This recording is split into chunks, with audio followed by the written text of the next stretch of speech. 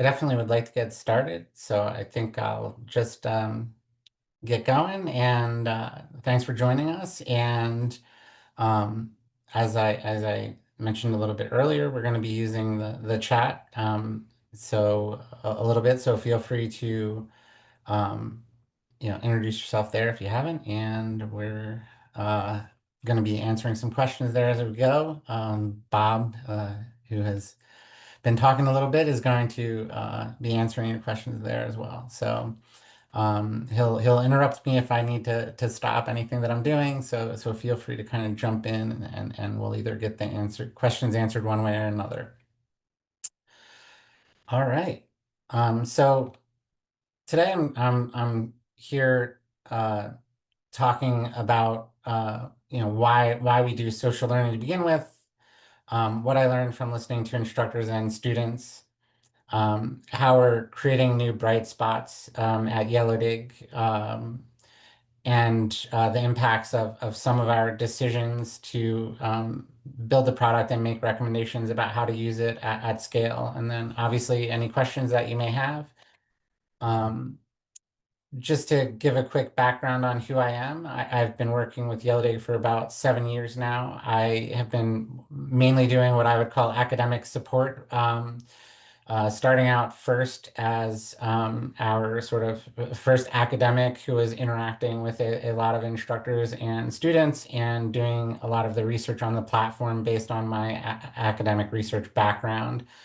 I received my PhD from Vanderbilt and then in psychology, and then did a postdoc at the University of Delaware in the education department, where I became an affiliated faculty member as I wandered into ed tech and started working with tech companies to apply research in real learning situations. Um, I like to tell a story about joining Yellow Dig and why, because it was really informed by my brother's experience with discussion boards. So he was a almost 40-year-old person. He was not super happy with his job, and he ended up wanting to become a NICU nurse because his son ended up in the NICU for a while, and he really thought it would be something that would drive his life forward. So he went to nursing school, and we were one Sunday with a bunch of family talking about whatever families talk about at a picnic, and he ended up having to sort of stop family time and go and do a discussion board post in order to get it done for his Sunday night deadline. And when he came back, he sort of unloaded about how much he hated discussion boards for probably 2 hours, and gave a whole bunch of reasons. And the one thing that he said in all of that that really stuck with me was that discussion boards were his absolute least favorite part about going back to school, um, and that he felt like they were a waste of time, essentially. Uh, and that really stuck with me because he was a working adult with a full-time job and two children, two very young children, one of which had some special needs because they were premature. And for him to say that discussion boards were like the worst part of going back to school really shocked me. And it kind of gave me a different perspective on the student experience of them. And then literally like 2 weeks later, I walked into an interview with Yellow Dig and they were working on this problem. And I thought this needs to happen. And then that's why I joined. So I'll be talking a lot about sort of that as context for some of the things that I'm going to be showing. But that was the sort of nexus for me getting started at Yellow Dig. And I think one of the reasons that some of this information is helpful is because when I'm consulting with different course designers, the technology is always the same, right? So the outcomes that they are seeing that are different are related to something in their context. And very often that is the course design and how things are presented to students. And so I get a lot of opportunity to play with those variables or see how other people are playing with those variables to recognize what really maximizes outcomes from our technology. And some of those lessons can kind of be applied generally across design. So I'm hoping that I can also help communicate some of that information with my University of Delaware sort of responsibilities as an affiliated faculty member. And I really hope that I'm keeping in mind a view from both sides. I think that tech really does improve teaching, but only if both the tech and the teaching are focused on what really works. And if they're unaligned, it may actually you know generate some unexpected problems. So.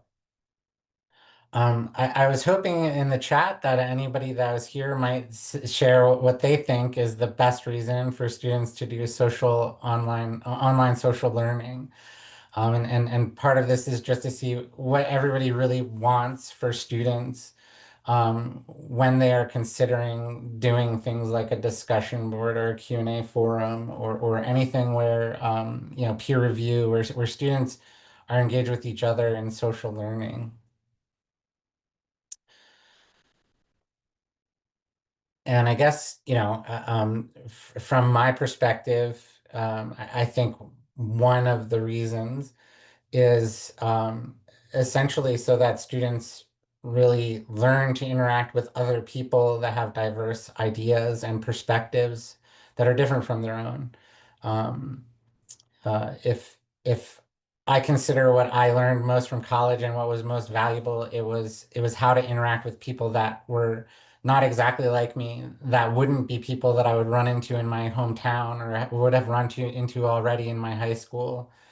Um, so I think that is one goal. I'm seeing supporting and learning from each other. Absolutely. I think support is a big reason that people will do it and hope to sort of help retain students or keep them interested in their education and graduating. So um, I'll just jump on now. Okay, I see Carolyn has answered students benefit from hearing other perspectives and professional applications. Yep. They get the ability to feel seen by other students and probably the instructor too. And yeah, engagement increases the comfort level. Yeah, absolutely. So I think what some theory and education research says about that is that uh, that social presence is an important part of the course. And, this is one example of a theory that talks about some of that, but this is the community of inquiry framework, which essentially argues that an ideal educational experience is comprised of three presences: teaching presence, cognitive presence, and social presence. And generally in course design, I think that people tend to focus on teaching presence and cognitive presence. Teaching presence is making sure that the climate is being set, content is being selected that will help towards the learning objectives. Cognitive presence is ensuring that students are engaging with that material and really you know learning from it, creating meaning from it. And then the social presence, especially in the online environment, can be a little bit challenging or is maybe assumed to be happening in the on-ground case. But if you have a really large class or you don't have ways to easily for students to interact with each other and for you to interact with students, it's often a little deficient or maybe a lot deficient depending on the case. But social presence is really defined as the ability for people to project themselves socially and emotionally as real people. And I think that particular part of it is important because it means that students have to feel fairly comfortable being themselves in order to sort of get social presence, and that they have to feel like they sort of belong in that space and as a important member of their learning experience. Uh, The other thing that I like to also point out, and we talk about self-determination theory quite a bit here at Yellow Dig, at least amongst the more education nerds of us. But one of the things that is important in self-determination theory is the concept that motivation is improved when students feel higher levels of autonomy, competence, and relatedness. And obviously, social learning activities in your course are partially designed to improve relatedness and to give students the sense that they're connected and belonging with others. The interesting thing about a lot of those social learning experiences is they also give opportunities to allow autonomy or to foster competence, right? So, autonomy, if students are having conversations, they're able to exercise a little bit of choice in where they take those conversations. And so the more that you can improve autonomy, competence, and relatedness together, the more motivation you'll get. And the reason I think that that is all important is that that means that between theories like the community of inquiry and things like self-determination theory, there's dual reasons to create better social connection and belonging within your courses. And those reasons actually feed back on one another in a way that drives both better learning and better motivation.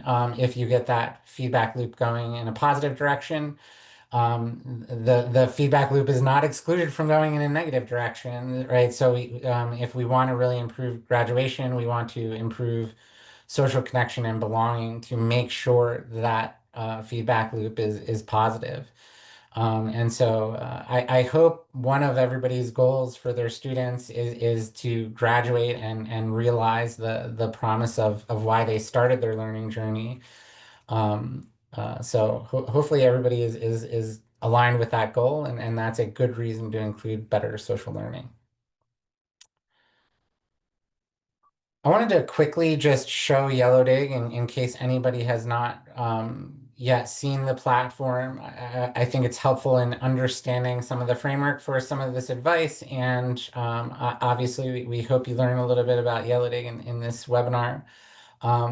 But some important things about it are that there is a single scrolling feed in the center of a Yellow Dig community. Um, and students will interact with that content similar to the way you might interact on LinkedIn with posts and comments back and forth with one another. Um, there are, some sort of standard social media functionality in it, like at mentioning other people in the community, or using hashtags to help categorize certain posts or certain categories of information. Some of the relatively unique things about Yellow Dig are that we do have topic tags that are affixed to posts. Those topic tags are controlled typically by the instructor or whoever else the other community owner is, if it's not a class community. And that just helps students categorize that content. Those filters work as channels so that you can sort of click into them and zoom in as you need to.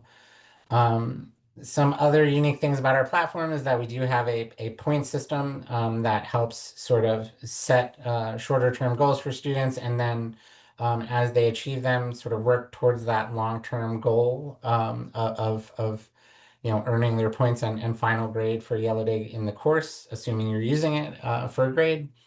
And and so that can help keep students on pace and really help them know what they need to do in order to stay on target. Um, I think I'll stop there, but that gives you a quick view of what Yellow Dig is. And I also just want to mention that this is the Engage version of our platform, which is actually a second version of the platform.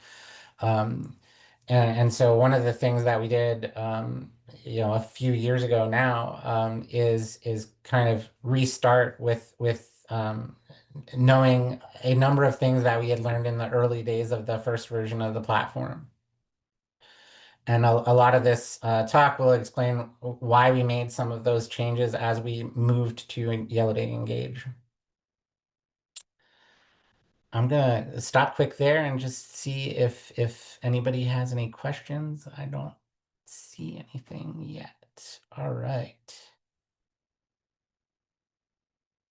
So, what did I find when I arrived at Yellow Day in 2018 when it was Yellow Day Classic, right? So, I had just come off of this rant from my brother, I mean, maybe a month earlier. And I looked around at Yellow Dig's data and I started to talk with instructors that we knew were happy and really getting interesting and good outcomes with Yellow Dig. I started talking and listening to people that were, sending in support tickets or sort of showing clear signs of having some struggles with that sort of initial version of the platform.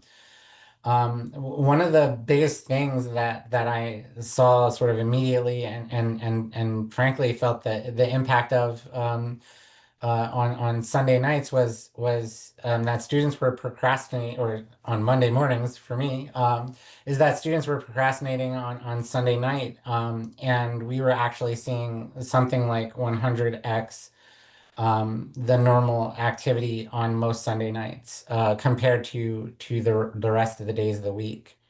And so it was clear that a large proportion of our student users were waiting till the last minute to come in and participate close to a deadline that had been established in those classes.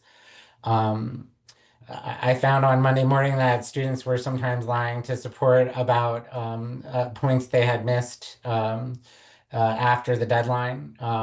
Sort of signing in late and then participating and claiming to have participated earlier. Um, there was, a reasonable amount of cheating just via plagiarism. Back then, it was Gen AI was not a problem yet, but people were trying to use some plagiarism and instructors and students weren't always extremely happy compared to LMS discussions, right? So in spite of this sort of more modern interface that Yellow Dig had and a gamified point system to try to motivate them, we were seeing only mildly better outcomes in some cases.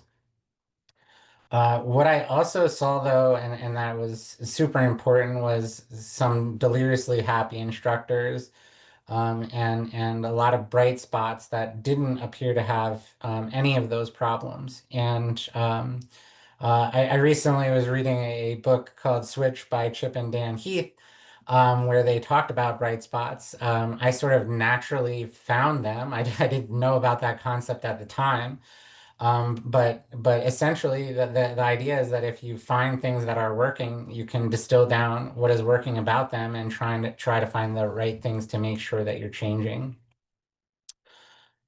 Um, so the biggest thing that I saw was that variations on discussions were really everywhere in Yellow Dig, and so I want to make sure that everybody is on the same page when I say what a discussion is. I think most people probably know it, but the common discussion framework is, in the instructor posts a prompt every week or every module that is associated with a specific piece of content that they want students to learn. They ask a prompt about that content. Every student has to come into the discussion board to respond to that prompt. And then they're usually asked to comment on two other students' posts, right? So the sort of common thing is post once, comment twice. And that's fairly ubiquitous in a lot of online courses. It is sort of like a go-to model for how to do some social learning. Um, and I really found that in a lot of places at Yellow Dig. Um, I didn't find that model in most of the places that I found the bright spots, and I thought that that was very interesting. And what I did find in those bright spots were things that looked more like this concept as a community, which is that, sure, the instructor will still start conversations from time to time. They would still kind of steer those conversations to maybe more appropriate topics or periodically just kind of inject new information. into the space. Um, but they were not doing sort of weekly conversations that reset on a deadline. They were allowing students to ask questions in those spaces. They were encouraging students to share their own information about things they encountered in their lives, about things that they were doing in their jobs, etc. Um, and and what we ultimately saw was that those communities were far more active, far more regularly, and and instructors loved it, and students loved it. And so, sort of seeing that pattern repeated again and again, we started trying to find ways to build in support of that and to make our recommendations to instructors based on that.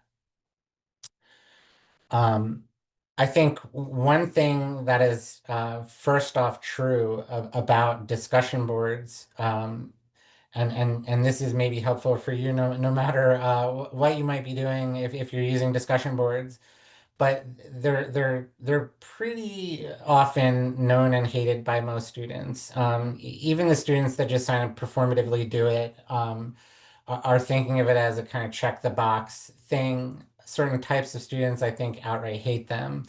One interesting thing that I didn't mention in telling my personal story earlier is that I myself use discussion boards at Penn State in the last century, and it was with a technology that looked like this on the right hand side called Angel.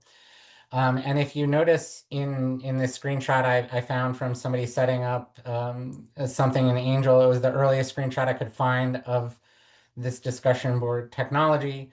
They're already, clearly doing things on a weekly schedule, and they are sort of instituting things like multiple deadlines to try to head off problems with the paradigm, which is that students will procrastinate and not post, and then students have nothing to interact about. And so not only does this show that the paradigm was in place very early from the 1900s, but that there were clear evidence of problems with how students were responding to it pretty early. Um, the other thing that I guess I want to quickly say is that it's because students have feelings about discussions. One of the things that we found that improved outcomes with Yellow Dig without changing almost anything else in the course design, it made a small difference. Is calling the discussion board a community instead. Even if you're using prompts and doing some of the sort of more directive things within Yellow Dig, I would recommend calling it a community rather than a discussion. Students understand what the expectations are in a discussion. They wait until the end of the week to even join because of that. And so it starts creating a pattern of behavior early on that's not great. Um, the bright spots that I saw, it made me ask a couple of really specific questions. The first was, would anyone start a good in-class conversation? Would anyone try to start a good in-class conversation by going around the room and forcing everybody to answer the same exact question? And then expecting students to sort of read those responses or listen to those responses. Um, to me, the clear answer to that was that no, most people would not try to do that, and they would not expect their students to really find it interesting or that valuable if they did try to do it. And yet we're doing that in the online environment. And I think the outcome that we're often getting is actually quite similar to what would happen if you did it in a class. And not a lot of thrilled listening and probably not a lot of interaction. Um, the next question I asked is, why did it seem so determinant that discussions ended up yielding less positive outcomes and feedback about our platform? that those discussion prompts really seemed to kind of put a ceiling on outcomes. So I'll try to answer those questions. Um, the first is that the paradigm itself actually disrupts social interaction and it creates inequality as a outcome of just the framework, right? So you can't get around these problems with better prompts. They're sort of structurally baked in. But the problem is basically that in this framework, if you're a sort of procrastinator, and especially if you are waiting to the deadline most weeks, nobody's ever talking to you. You could put up the best content in the world, and nobody's going to respond to it. And in fact, your effort may have been wasted because unlikely anybody will actually read it either. So you're sort of shouting into the void and you're getting nothing back. Um, uh, I noticed that pattern early on. The go-getters would actually start procrastinating more throughout the term. Um, and it seemed like the people that were coming in later were really not connecting at all socially. And those people ended up also being the ones that seemed to stop participating. And we later learned those people also tended to be the ones that would get lower grades in courses in the rest of the course, not just within Yellow Dig. Um, I later, found a paper that confirmed that hypothesis. Essentially, the students that are coming in later end up with lower prestige in the community in the space. They're not reciprocated. But that same outcome, they didn't find any significant difference in the post content, right? So those students are trying just as hard. Presumably, they're doing just as good of a job, but they are not getting the response from the community, and they're not having as much of a social experience. Now, if you consider who your normal procrastinators might be, those procrastinators are probably a couple different categories of students, but it probably is some of your best students who are just busy trying to do everything they have to do, and you've given them a deadline they have to hit, and they're hitting that deadline. And they're doing everything they're being asked to do, so that the participation pattern that they're adopting is not a fault of their own. They're fulfilling the expectations. The other group of people that procrastinator group probably is students who are struggling, right? And those are students who probably most need the social connection, most need the confirmation from others that the work they're doing is interesting and that they receive positive feedback on what they're doing. And so in this model, the students that maybe most need served and especially if your goal is getting them to graduation, tend to be those students who are least served by that model. And I think we have sort of verified that in various ways over the last 7 years. Um, the earlier group that comes in, they get all of the advantages of more network prestige and influence on the community and many more social ties. The other thing I found just looking across different ways people had implemented Yellow Dig in their course is that those people who had created an individual feed for each assignment we're getting far worse outcomes, like 60 to 70% worse. We later verified this with a pilot where we experimentally tested this. Um, but it was very common in my first looks that those people who were using individual feeds for each assignment, for each discussion, we're getting way less interaction. And the reason basically was that students seems to be that students are visiting, often visiting one time a week in the prompted discussion framework. And if you put them into a different feed the next week, they will not go back and look at at what anybody said to what they did before.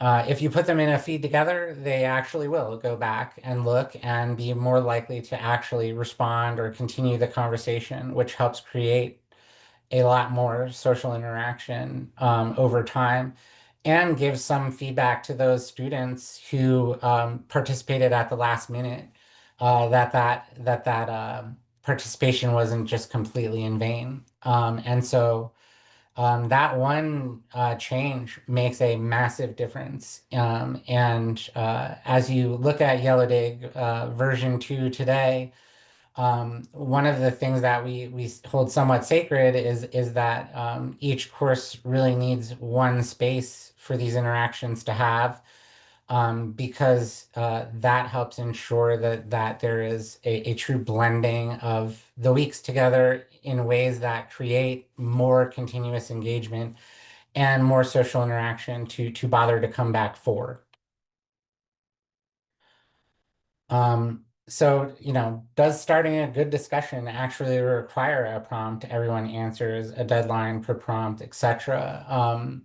Uh, that is sort of an assumption that I think has been made in most discussion boards, and it's not often questioned.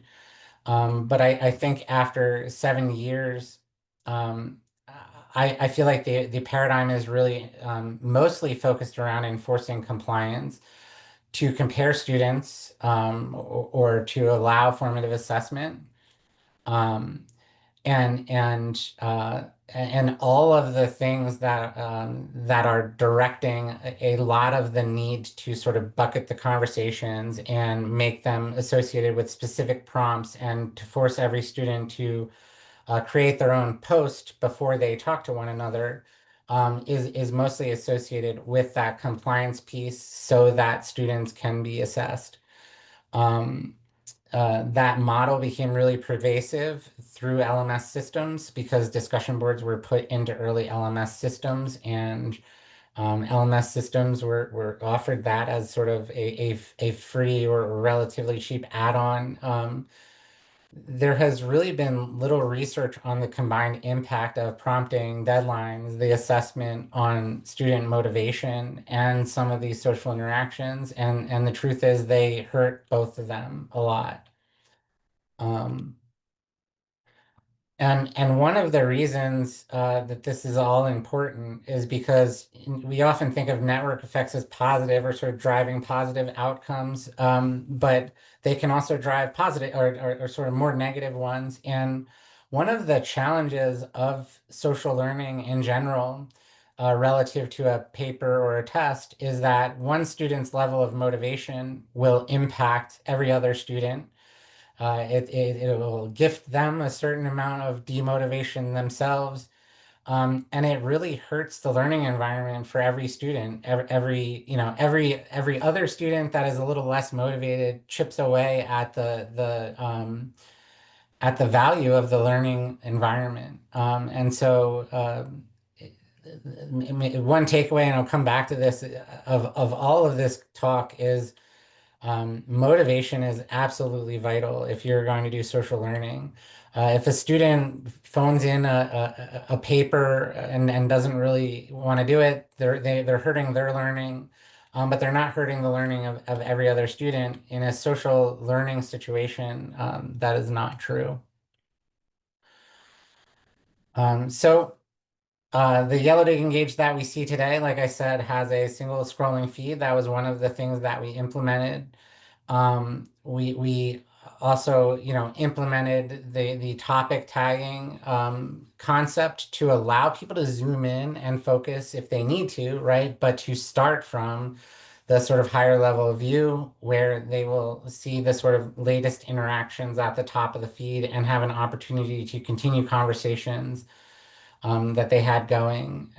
Our point system does have a sort of um, weekly goal setting, but it's not truly a deadline, especially if you're using our buffer. So that allows students to earn a little bit ahead in terms of the number of the points they need or to fall behind and catch back up. which really removed the concept of strict deadlines from inside of Yellow Dig.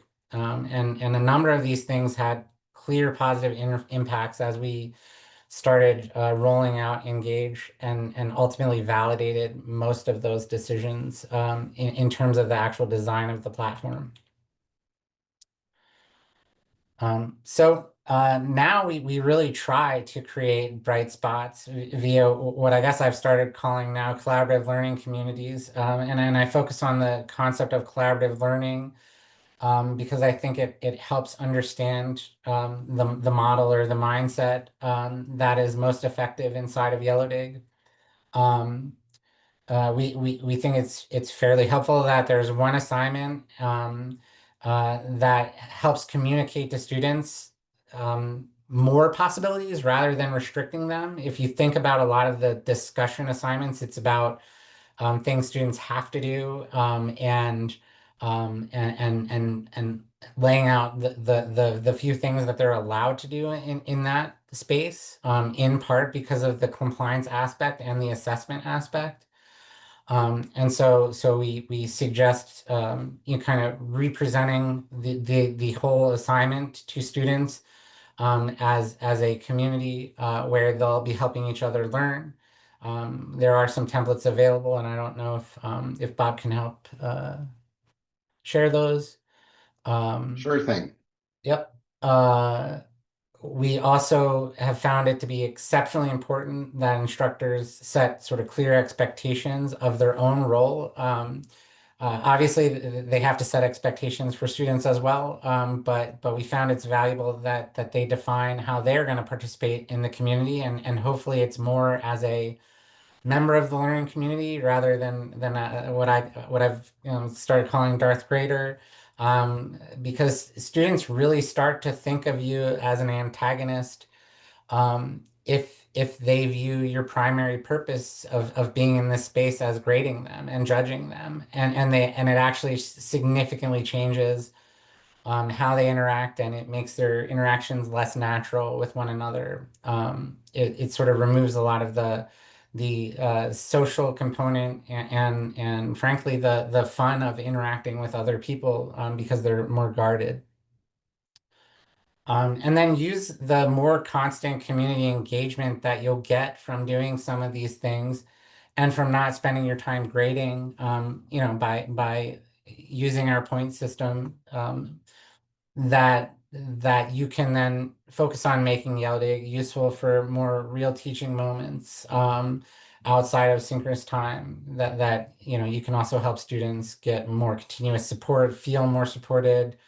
They'll be able to interact with other students, and you'll be able to sort of validate their correct thinking, which is important for them and gives them really important feedback. And then you can also model good online asynchronous interactions, and those examples of interacting with them and of explaining how to interact in these spaces is a skill that students will carry into jobs. I work on Slack on a very regular basis in my job, and that is not very different at all from interacting in a learning community.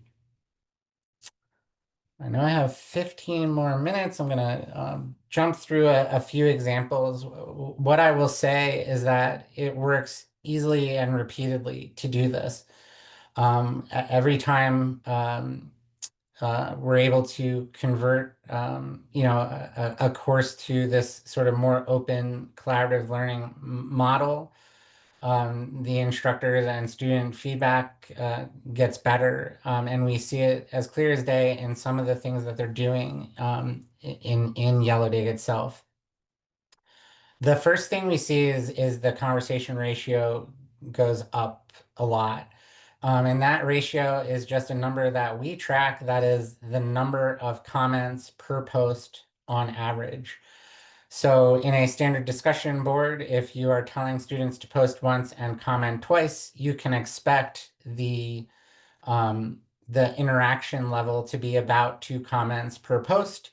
And in fact, that's what you see if you're doing a good job and you are really driving more interaction and you're making it as interesting and interactive as possible for students. You might get that number up to three, 3.5, maybe four. But you're going to have a hard time getting that number higher than that because you're setting the expectations that students will start by posting. And that reduces the amount of time they'll be willing to spend actually interacting with one another. Um, again, this is where some of that model actually sort of puts a cap on user experience and user behavior, just by virtue of how that assignment is given to students, and they will follow your directions if you tell them to. If you make their grade contingent on it, they tend to, at least as a group. Um, so in this collaborative learning community, we just see that students feel much more agency to talk with one another. And you see that in the posts and comments per active member. In the collaborative learning community, the posts are just a little bit smaller, which is interesting because students are not being told they have to post in those environments. They're voluntarily doing that number of posts. But then they're also voluntarily doing um, double the number of comments. The last thing that I would point out is the total number of reactions, which is maybe the most eye-popping discrepancy on the page. The reactions for the collaborative learning community, students are giving out about 18 or 17 reactions per student, and in the other one, it's only four. Why does this matter? There's a peer-reviewed study that shows that students in Yellowdig, that the most predictive variable for learning and participation or performance in the class is the number of reactions they give out to other students. And the hypothesis, and I think that we have verified this in various ways, is that those students who are reacting to more things are reading more things. They are consuming more of the content that is being shared, and they are interacting with other people more, either by virtue of those reactions or comments. And so they're consuming more of the content, they're talking about it, and they're interacting with other students to get the social benefits, all of which are driving much more engagement. I am going to try to leave time for questions, so I'm just about done. Here is some of the outcomes in terms of connections with one another. So of the 52 members in that one community, on average, they had connected with 24 other students. The maximum was 33. And in the prompted discussion, students only connected with 12 and a maximum of 21. And what we saw sort of, what we tend to see clearly in this data is that the low prestige procrastinators are the ones that are less connected, just because they're not, interacting with other people. They have, far fewer connections with others. Um, we see all of this motivation bleed into the willingness for students to try to cheat and to rationalize doing it. And I wanted to quickly play this clip. So actually, ChatGPT is most afraid of Yellowdig, right? Of anything we do, because typically when you're seeing the really good conversations, everything is timely and relevant and ripped from the headlines. And again, that's the beauty of relying on the network, right? Because they bring that contemporaneous, relevant, up-to-date stuff. And so I think the only other thing I'd add to that is when you're having a conversation with somebody, there's not nearly as much motivation to try to use AI, and there's maybe not as much benefit to using it. I think by and large, what we found, this is actually from a couple of years ago now, but as we switched to Engage and as we started monitoring the impacts of some of the decisions we made and some of the transformations we've been making with how people are using Yellowday inside of their courses, what we've found is that motivated students really do show up for one another. They show up sort of all the time. Um, and uh, and we've seen the elimination essentially of most of the Sunday spike. There are definitely still people that are, using a discussion board model inside of Yellow Dig. But you can see now that the timeframes that you would expect students to participate in if they were procrastinating in mass are now, similar to a number of other times in the middle of the day throughout the week. That was not the picture we had at all when I joined Yellow Day, and one of the most interesting things is that students now are not participating as much on Saturday. And the reason why is because they are absolutely using Saturday to live their lives. In the discussion framework, we see Saturday and Sunday are the two busiest days. In a more open model, we see Saturday is the slowest. Brian, there's a question from Caroline in the Yep. chat. Great. But what is it? What is meant by show up in this context? I mean, literally show up in the space, right? So if students are talking to one another and they get a notification and they recognize that person and they've had an interaction with them before and they're having a real conversation, they'll come back into Yellow Dig and they'll continue that interaction. So it breaks down the one time per week pattern of participation, so they show up literally in the community for one another. And I also used it show up in the sense that they consider each other support for one another. So if somebody's having a bad day, they are incredibly supportive of each other in a more collaborative community environment. In discussion boards, we actually tend to see some more antagonistic behavior towards one another because they're competing to look smartest to the instructor.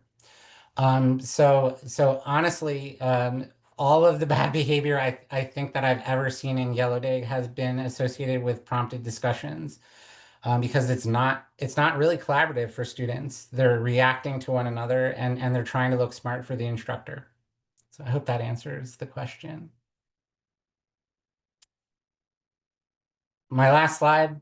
Basically, the most important lesson that I have for everybody is no matter what you're doing for social learning and what technology you're using, student motivation is paramount to doing it, and doing it well. And you will be frustrated, and your students will be frustrated, if the things you're doing are chipping away at student motivation. And I think, sort of hearkening back to the title of this talk, a lot of the things that make the discussion board framework bad for student motivation and for the social learning outcomes are actually not associated with trying to create a better social learning environment or social learning activity. It is associated with trying to assess students and the compliance needed for that. So at least consider that as you're trying to use discussion boards or creating any other social learning exercise. And I am happy to take any questions we have or want to get into in the next 7 minutes. And I can stay after if I need to. There's a question in the chat. It says, just curious, are there any Gen I features embedded in Yodlee currently, like an IA assistant to summarize posts or synthesizing the highlights of the discussion? Yes, there are. So I guess I didn't have an actual community open for this. So let me stop sharing my screen for just a second, and I will get a community open quickly for this. Yeah. While you do that, we have another question that says, Sure. as a learner designing working with faculty in different schools disciplines, I find there are some disciplines, academic cultures that place lower value on social learning, favoring the faculty student relationship and independent student work. How do you speak to this discipline culture-based orientation?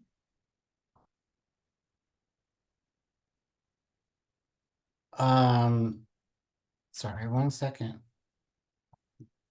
Yeah, why don't we get the show the AI stuff and then we can answer that question afterwards. Yeah. Sorry, I'm kind of splitting my attention here, and I apologize for that. Okay, I'm going to place this other There's question in the chat so we can see it. I am struggling with my password, Do program you right. want me to share something, Brian? I've got it. We're good now. All right, here we go.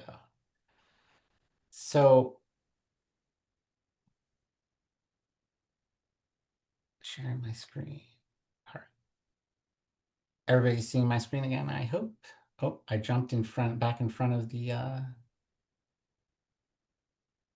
in front of my slides. Am I now? Okay.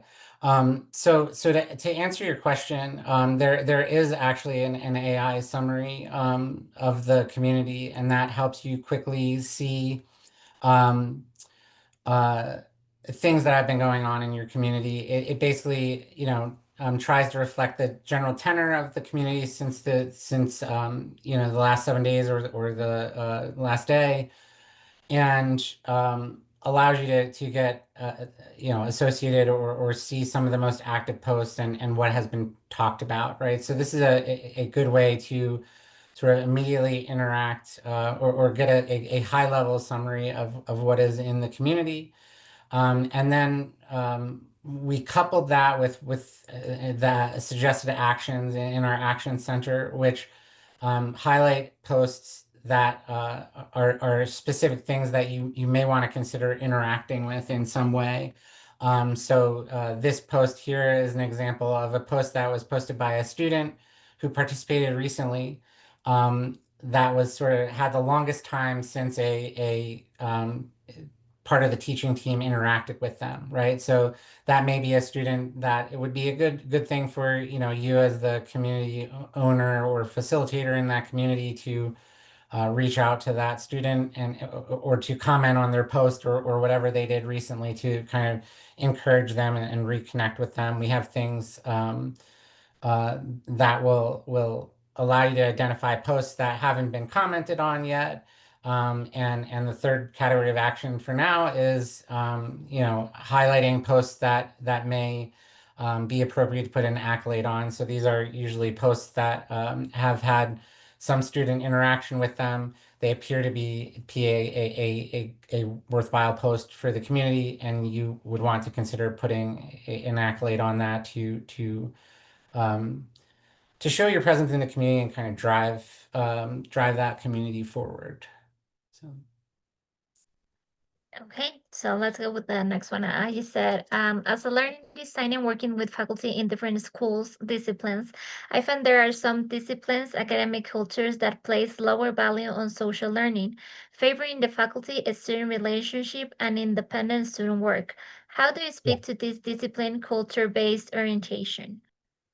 yeah. So um, I would agree with that sentiment that I think there are different places that may value that more or less. I think some of the way that we think about that is if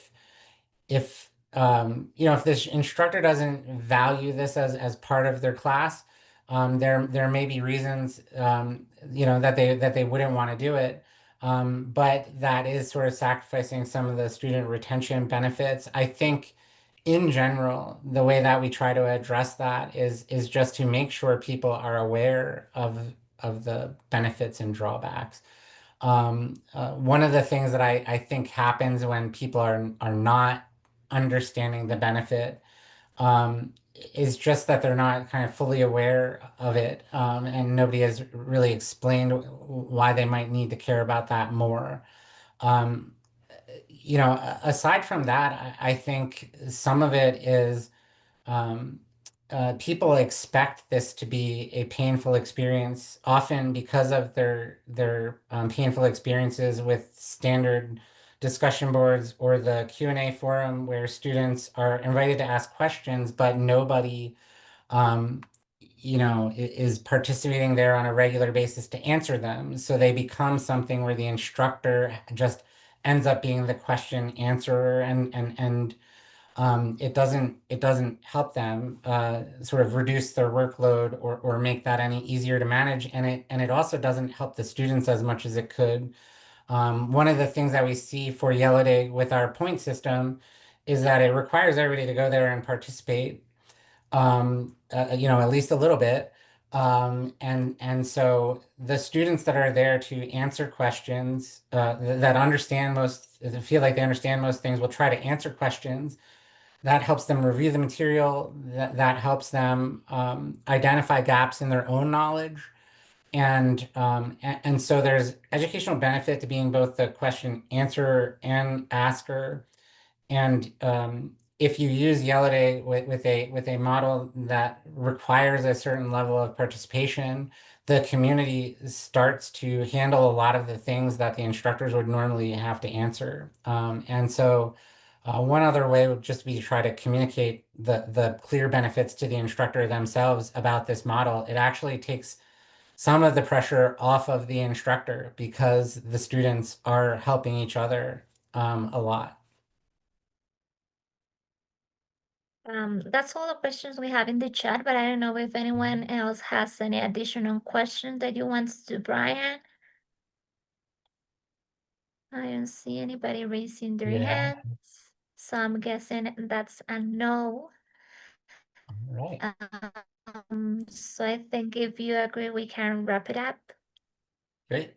Well, thanks everybody for coming. And uh, again, just remember as you're creating these social learning exercises that yeah, the motivation to start with is a way for you to drive a really positive positive outcome. So think of it that way and use it that way.